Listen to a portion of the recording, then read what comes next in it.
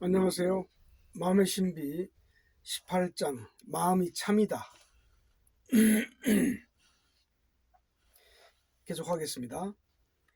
자, 그림 1에서 보면은 A 1의식, B 2의식, C 3의식.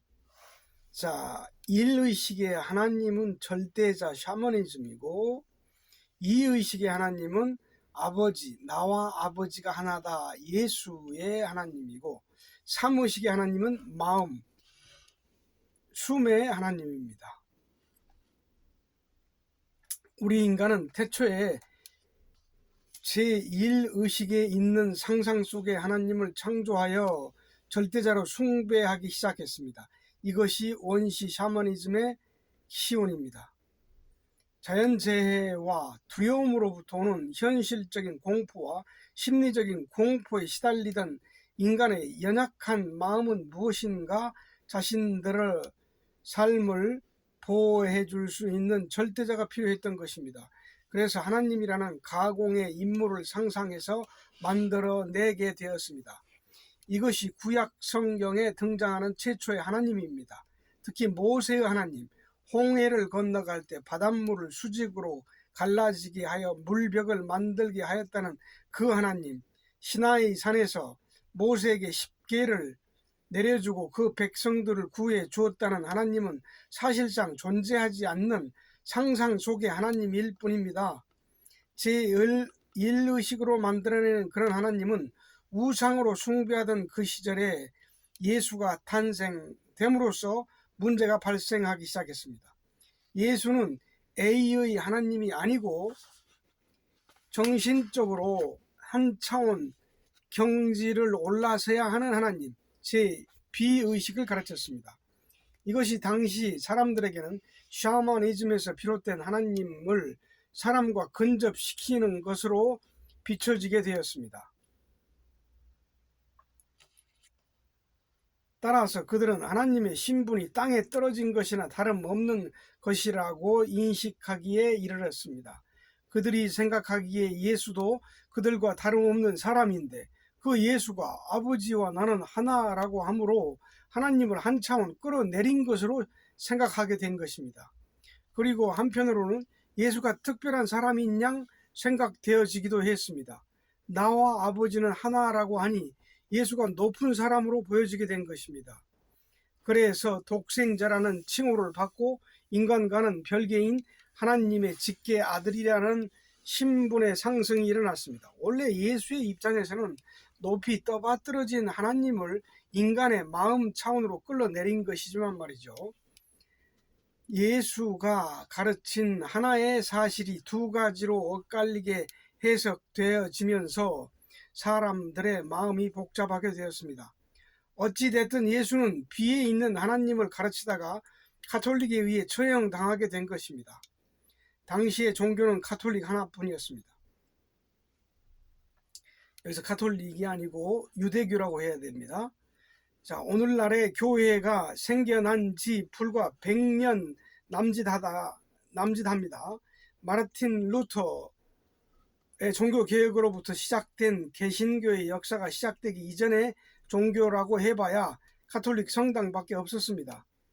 예수가 나타나기 전에는 성당에서 A의 하나님을 가르치고 있었는데 B의 하나님을 들고 나와서 아버지라 하고 또 예수 자신과 하나라고 함으로 하나님에 대한 모욕죄가 성립된 것입니다.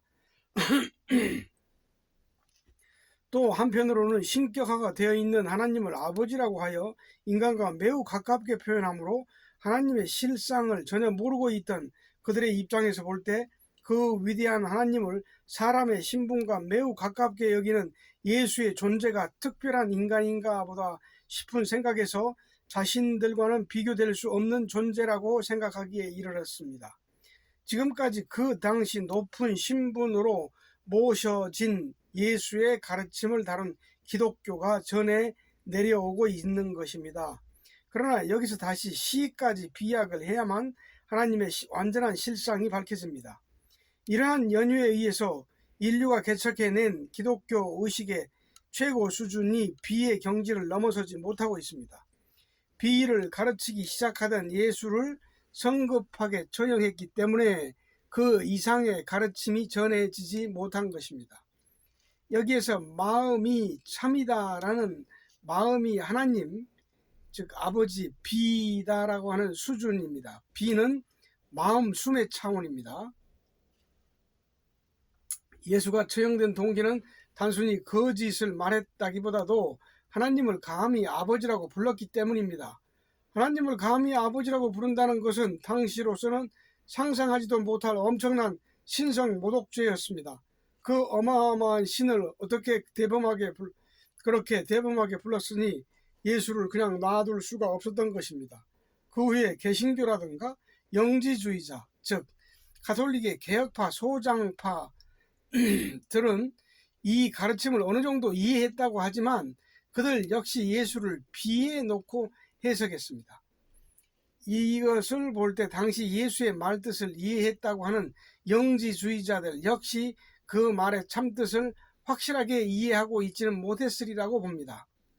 만약에 숨 이론을 그 당시로 거슬러 올려놓는다면 하나님을 우리 인간의 마음이라고 곧바로 지칭하게 되는 것이므로 신성 모독의 차원보다 더 심한 죄인 취급을 받게 되었을 것입니다. 시는 얼숨의 경지를 말합니다. 예수 이후 2000년이 지났지만 아직까지 하나님이 어떻게 해서 아버지가 되는지에 대해 정확히 이해한 사람이 없었습니다. 종교 전쟁은 서로가 숭배하는 하나님이 각각 다르기 때문에 발생합니다. 부처와 예수, 알라 등 각각 다르다고 생각하기 때문에 전쟁이 끊이지 않고 있는 것입니다. 하나님이 바로 나라는 진리를 수용하면 누구에게나 같은 하나님이므로 싸울 일이 없을 것입니다. 종교와 사상의 통일은 불필요한 전쟁을 막기 위한 차원에서라도 이루어져야 합니다. 만약에 숨이 제시하는 진리를 세상이 수용하게 되면 인류의 역사가 최소한 2000년은 앞당겨질 것이라고 봅니다. 그러면 마음이 참이다라는 숨뜻을 풀이해 봅시다. 마음은 알고 보면 우리가 지금까지 알고 있던 마음뿐이 아닙니다. 마음 안에 참 마음이 존재하고 있습니다. 쉽게 말해서 마음, 작은 마음과 참 마음이 하나로 겹쳐 있는 것입니다. 자, 그림 2에서 보면 마음이라고 하는 것은 A, 큰 참마음이 있고 이제 small a, 작은 마음이 있습니다. 그래서 작은 마음은 1%라고 하면 큰 마음 A는 99%라고 볼 수 있습니다. 명상을 할 때 마음이 고요한 상태가 될 수 있는 이유는 참 마음이 있기 때문입니다. 우리가 알고 있는 작은 마음만을 가지고는 도저히 고요의 경지에 이를 수가 없습니다. 참 마음이 뒷받침해 주기 때문에 명상이 가능한 것입니다. 이 두 마음은 완전히 하나로 혼합되어 있습니다.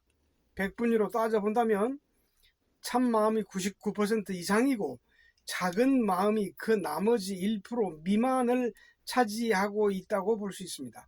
우리는 지금 1%에도 못 미치는 작은 마음을 마음의 전부라고 인정하며 살고 있는 것입니다.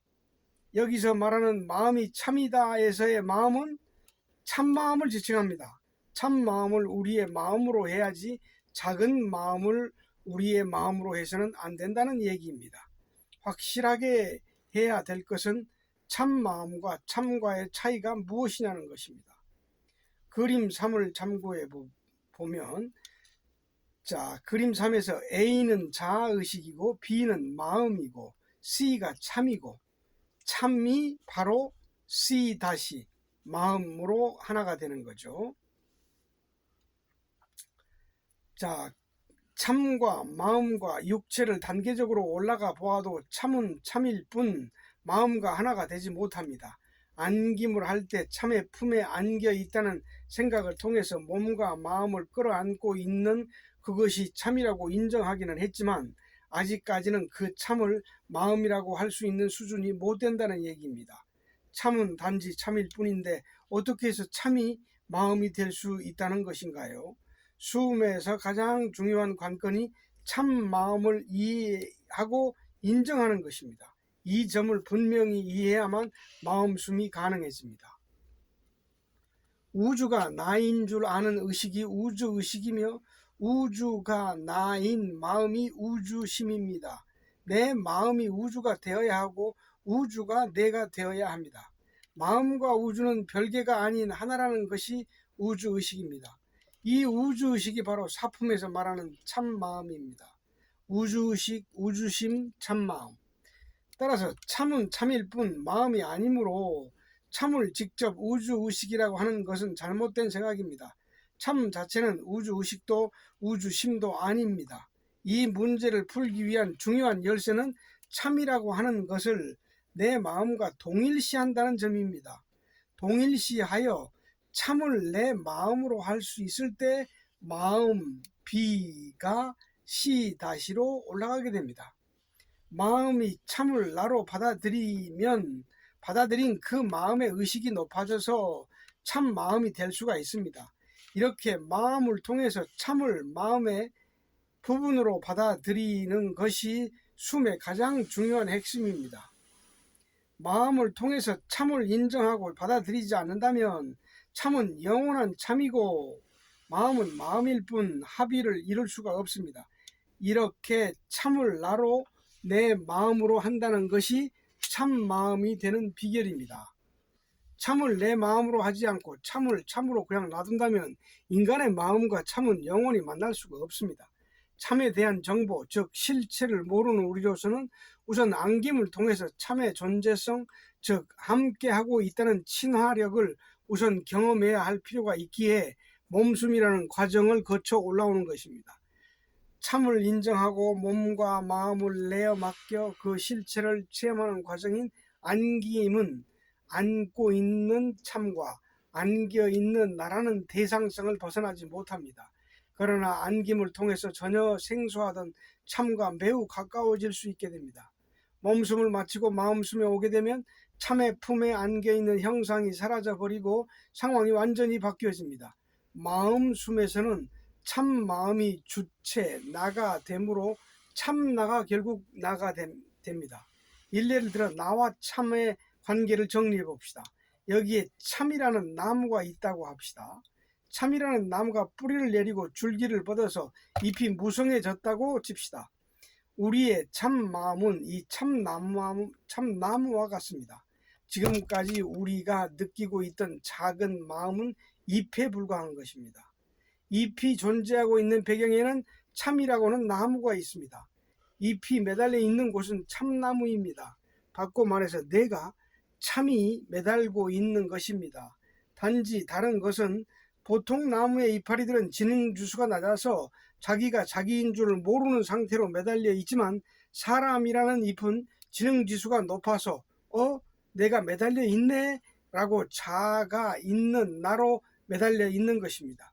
사람의 뇌는 전체가 신경조직군으로 되어 있습니다. 삼라만성 중에서 자기를 자기라고 느끼면서 살다 죽는 생명체는 오직 인간뿐입니다. 도살장에 끌려가는 가축들도 내가 이제 죽는구나 하고 느끼면서 죽지는 않습니다. 죽음을 감지하기는 해도 나라고 하면서 살지는 않습니다. 인간이라고 하는 복잡한 신경 구조를 가지고 있는 잎은 나라고 고집할 것 없는 보통의 잎에 불과하지만 정보 능력을 통해서 자신을 자기라고 고집하고 있는 것입니다. 잎은 자신을 인식할 수 있는 능력을 가지고 있다 하여 잎만이 자기라고 고집하는 것이 바로 작은 마음입니다.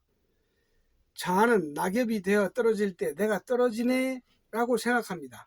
나라고 하는 것은 정보 능력에서 파생된 노폐물입니다. 이 노폐물을 자기라고 인식하여 너무 오래 살다 보니 나는 잎이고 참나무는 참일 뿐이라는 생각, 즉 참나무 전체를 자기라고 받아들일 수 없게 되어버린 것입니다. 평생을 그렇게 매달려서 잎이 자기라는 생각에 빠져 있는 것입니다. 올바른 의식을 가진 잎이라면 자신은 나뭇잎이기도 하고 실제의 참 모습은 나무 전체라고 정보를 고치는 것이 합당합니다. 그리고 나무의 입장에서 볼 때 자아는 참이라고는 거대한 나무의 잎에 불과합니다. 거대한 나무에 매달려 있는 주제에 신경 조직이 조금 발달했다 해서 자신을 살리고 있는 나무를 무시하고 잎이 자기라고 착각하며 살다가 때가 되면 떨어져 죽습니다.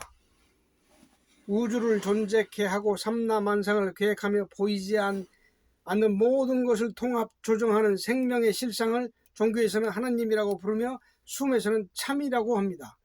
우주 만유는 생명의 실상에 붙어있는 잎에 불과한 존재입니다. 우주 만유는 참을 본질로 해서 태어났다가 다시 참으로 되돌아갑니다. 그러므로 우주 만유는 자신의 참모습을 참이라고 해야 합니다. 그러나 유독 인간만이 우주에서 뛰쳐나와서 우주는 우주일 뿐이고 나는 나일 뿐이다 라는 착각 속에서 자신이 우주를 바라보고 있다고 생각하고 있는 것입니다. 그래서 인간의 형상과 다른 모습을 가지고 있는 거대한 참을 자기 자신으로 인정하지 못하는 것입니다. 불교에서는 참을 대야, 자아를 소화라고 표현하고 있습니다. 그러므로 자아를 버리면 우주만이 남습니다. 이런 관점에서 본다면 우리의 몸은 우주의 일부분이며 자아라고 하는 것은 우주에 실제하지 않는 허상입니다. 그래서 나 없는 경지를 대야의 경지라고 하여 우주를 나로 하는 것을 우주심이라고 합니다. 부처의 메시지는 단 한 가지, 우주의 삼라만상을 통틀어서 보더라도 나라고 할 수 있는 것은 아무것도 없다는 것입니다. 나, 자라고 할 수 있는 것은 없다. 우주는 단지 우주일 뿐이다. 이것이 부처가 내린 결론입니다. 그러나 여기에서 부처의 우주관은 삼천, 대천, 세계라는 우주 만유를 일컫는 우주라고 한 것이지 하나님을 조물주로 불려지는 참이라는 실상의 세계를 우주라고 한 것이 아닙니다. 부처는 우주에 대한 실상적 접근에 대해서는 언급조차 하지 않았습니다. 단지 생각을 통해서 관념적으로 보여지는 것들만 가지고 색과 공이다라는 표현으로 개념으로 표현한 것입니다. 그래서 불교는 물리적인 하나님, 참에 대한 가르침이 아니고 심리적인 분야말을 가르친 종교라고 하는 것입니다. 따라서 우리 인간이 우주의 실상으로 남아있기 위해서는 소와 자아가 나라고 하는 잘못된 의식을 고쳐야 합니다. 그림 3을 다시 한번 봅시다. A. 자아의식, B. 마음, C. 참.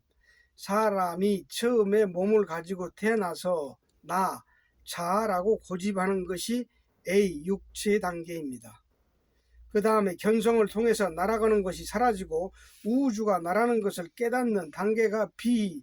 마음이라고 할 수 있습니다. 그리고 B에서 다시 한 단계 비약화해서 우주의 실상인 참까지 올라가서 참도 나라는 것을 깨달아야 합니다.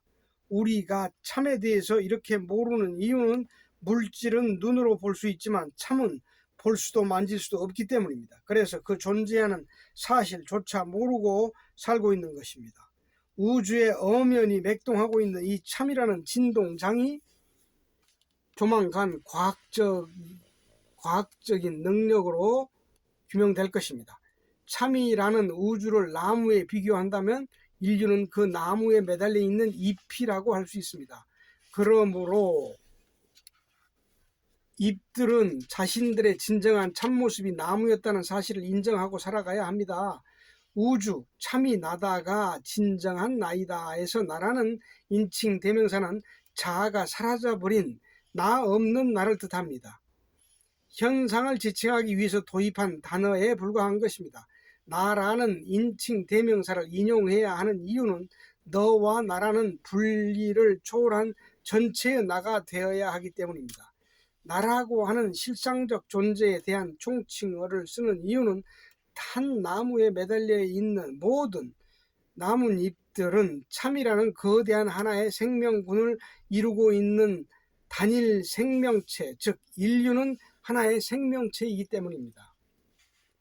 자아의 특징은 몸과 마음 이외의 다른 것을 자기라고 인정하여 받아들이지 못한다는 점입니다. 여기에서 나를 자아에 국한시키지 않고 참이라는 우주를 받아들여 우주가 나라고 인정하는 것을 의식의 확장이라고 합니다. 의식의 확장을 통해서 우주가 나라고 하는 나라는 마음을 깨우칠 수 있습니다. 가령 누군가가 죽었다고 합시다. 그것은 슬퍼해야 할 일이 아닙니다. 왜냐? 참이라고 하는 생명체에 매달려 있던 나뭇잎 하나가 떨어진 것일 뿐 그것은 진정한 내가 아니기 때문입니다. 존재의 기반이 원래 없었던 관념 덩어리에 불과한 거추장스러운 자아가 떨어져 나갔을 뿐인 것입니다. 불행하게도 우리 인간은 관념의 노예를 자초하여 고통스러운 삶을 살고 있습니다. 광대무변한 대우주를 주관하고 있는 참이라는 대생명의 본질과 하나를 이루고 있는 우리네 인간은 부정할 수 없는 하나의 단일 생명체요, 하나의 나입니다. 따라서 우리 어디로 이동한다 해도 하나의 속에 있는 것입니다. 물리적인 개체로서 분리되어 있는 인간이라는 생명체의 숫자가 몇십억이 된다 해도 커다란 단일 생명체일 뿐입니다. 그 속에서 너와 나라는 분리를 만들어내고 서로의 영토를 주장하며 다투는 것은 결국 한 몸끼리 싸우는 것입니다.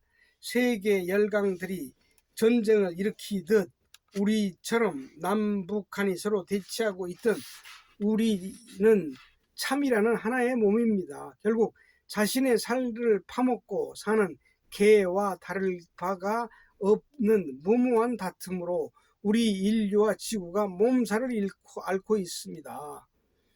앞으로 인류를 살려낼 수 있는 길은 우리 모두가 하나라는 사실에 대한 깨우침을 얻는 길뿐입니다. 인류는 참이라는 나무에 매달려 있는 나뭇잎들이기에 서로 싸워야 할 하등의 이유도 명분도 없습니다. 우리 인간이 하나의 나를 깨우치기 위해서는 마음이 참이라는 사실을 받아들여야 합니다. 그러나 참을 내 마음으로 하기에는 아직까지 어려운 과정이 많이 남아 있습니다. 이것이 진리이기는 하지만 어려운 이유는 마음의 정보가 쉽게 고쳐지지 않기 때문입니다. 그래서 마음이 참이다라는 정보가 필요한 것입니다. 사품의 숨뜻을 가지고 있는 이 정보가 완전히 인식되면 오품의 숨인 내가 참이다로 넘어갈 수 있습니다. 이러한 과정을 통해서 참 마음의 위치에 도달하게 됩니다. 그래서 마음숨 과정이 중요하다는 것입니다. 마음숨을 통해서 과거의 나라고 주장하던 육체와 마음, 그리고 여기에서 파생되었던 관념이라는 찌꺼기들이 사라져버리면 참과 하나 될 수 있게 됩니다. 이때 비로소 내가 참이라는 사실을 깨우치게 됩니다. 이렇게 우리의 본 마음이 참도 나라는 것을 느끼게 될 때 참 마음이 형성됩니다. 참 마음이 형성되면 참이 내 마음화되어서 내 마음의 중심이 자리 잡게 됩니다. 다시 말해서 참도 나였구나라고 깨달으면 참이 마음에 나타나기 시작한다는 것입니다. 그래서 참 마음이 되어가는 것입니다. 그렇지 않으면 참은 영원한 참이고 내 마음은 영원히 작은 마음으로 남아있게 됩니다. 인간은 마음을 통해서만 참과 하나가 될 수 있습니다. 마음만이 참을 받아들일 수 있는 유일한 통로인 것입니다. 이렇게 깨닫고 보면 마음은 원래 참과 함께 이루어져 있다는 당위성을 새삼 느끼게 됩니다. 그리고 여기 사품을 시작할 때 조심해야 할 점이 있습니다. 참은 거대하지만 사람의 외형은 작습니다. 때문에 몸과 마음은 사람의 모양을 하고 있으므로 나라고 할 수 있지만 커다란 참도 나라고 하기에는 벅찬 일입니다. 그러므로 전체의 참 A, 대문자 A를 대상으로 하지 말고 우리 안에 몸과 마음 안에 접촉하고 있는 참만을 의식하여 집중해야 합니다. 앉아서 방대한 영역에 걸쳐 있는 참도 나라고 받아들이려고 한다면 부담이 될 뿐더러 올바른 공부를 할 수가 없습니다. 몸 밖의 참과 몸 안의 참은 내용이 같으므로 집중의 초점을 몸 안에 있는 참에게 돌려서 집중하라는 것입니다. 기독교에서는 참 A를 하나님이라고 하고 몸 안에 있는 하나님, 작은 A를 그리스도라고 합니다. 그래서 결국 그리스도와 하나님은 같은 것입니다. 그렇다면 하나님과 그리스도는 이위일체가 된 것입니다. 그리고 여기 한 가지 더해서 참도 나라는 것을 깨닫게 되면 나도 이제 그리스도가 되고 하나님이 됩니다. 이렇게 돼서 나와 그리스도와 하나님이 삼위일체를 이루게 됩니다. 바로 이것이 하나됨의 원리입니다. 그래서 인류는 하나요, 우주가 하나라는 것입니다. 그러나 스승들만이 삼위일체를 뚫어보고 있으므로 일반인들은 알 수가 없습니다. 여러분은 설명을 통해서 알게 되었으므로 마음 공부를 통해서 이 사실을 깨우쳐야 합니다. 숨은 마음을 통해서 참을 받아들이는 과정입니다. 그러므로 마음을 잘 가꾸어야 합니다. 우리의 마음이 참으로부터 떨어져 나오게 된 것은 분리된 마음 때문입니다. 이것을 성경에서는 아담과 이브의 자유의지에 비유하셨습니다. 지상의 모든 열매를 다 따먹되 선악과만은 따먹지 말라는 자유의지를 준 것입니다. 이것이 선악과를 따먹기 때문에 자아가 파생된 것이라는 비유입니다. 이것을 논리적으로 풀이한다면 인간은 동물 세계에서 가장 진화된 뇌라는 신경 조직을 가지고 있는 고등동물이기 때문에 자기 자신에게 기만당하여 날리면 날마다 스스로를 배반하고 자학하며 사는 것입니다. 그래서 우리 모두는 참이라고 하는 나무에 매달린 잎이 된 신세가 된 것입니다. 사품은 우리의 주체는 잎이 아니고 참과 하나라는 사실을 깨우쳐 줍니다. 사품에서부터는 이제 더 이상 과거의 작은 마음이 아닌 참 마음이 된 마음을 가지고 생활해 나가야 됩니다. 참 마음이 우리의 마음이라고 하는 것을 연습하는 과정이 사품의 참됨입니다. 참 마음을 통해서 보면은 마음으로도 우주가 하나요, 참이 하나요, 모든 인류가 한 형제입니다. 그러므로 누구와 악수를 나누면 내가 손을 잡고 악수하는 것이다. 이렇게 되면 지구의 분쟁이 사라질 수밖에 없습니다. 그리고 지구는 하나의 공동체라는 사실에 눈뜨게 되어서 인류의 평균 의식이 높아지게 되며 이렇게 성숙된 정신에 의해 인류의 깨달음이 앞당겨질 수가 있습니다. 네, 감사합니다.